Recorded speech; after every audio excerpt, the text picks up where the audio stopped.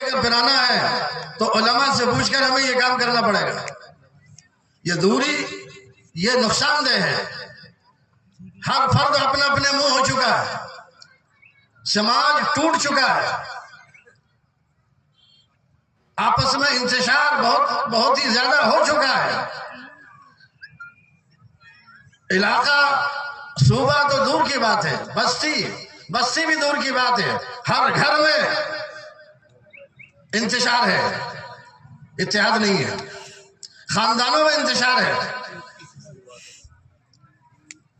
لوگوں نے اس کو بھانپ لیا ہے. آپ کے ہمارے انتشار کو، آپ کے ہمارے متحد نہ ہونے کو لوگ سمجھ گئے ہیں. اس وجہ سے وہ اندھا دھند ستانے یا پریشان کرنے میں لگے ہوئے. جیسا ابھی ہم نعت اور نظم کی شکل میں ہم سن رہے تھے، وہ اس نتیجے پر پہنچ چکے ہیں کہ یہ سب اپنے اپنے منہ ہیں.